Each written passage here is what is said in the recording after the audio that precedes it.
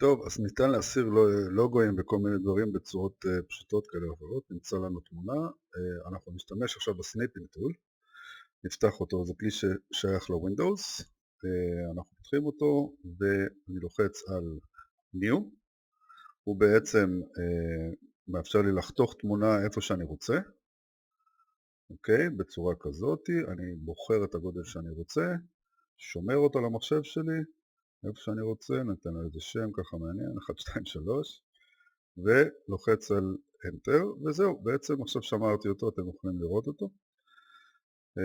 עכשיו, אם אני רוצה להסיר את זה בעזרת תוכנה, אני משתמש בפוטוסקייפ, שהיא תוכנה מאוד מאוד פשוטה. עכשיו, אני גם כן גוזר את כל התמונה עם הלוגו בשביל הדוגמה. עכשיו, אני רוצה להעלים את הלוגו. אני מעלה את התמונה, אני שומר את התמונה הזאת כמובן בשם, פותח את התוכנה שלי של הפוטוסקייפ, היא נראית בצורה כזאת, אני לוחץ על אדיטור, ואני מוצא את התמונה בתוך הפוטוסקייפ עצמו.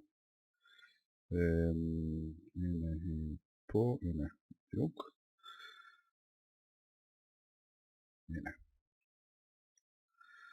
כמו שאתם רואים, יש לנו פה את הלוגו, אני רוצה להעלים, אני הולך לטולס, אני הולך לפיינטבראש ולוחץ על הטפטפה, אני לוקחת דוגמה מהצבע הרקע הלבן, אחרי זה אני חוזר לפיינטבראש, בוחר את הגודל של המברשת ופשוט צובע, אוקיי? מאוד מאוד פשוט. עכשיו כמובן שיש מקרים שהם הרבה יותר קשים והרבה יותר מסובכים,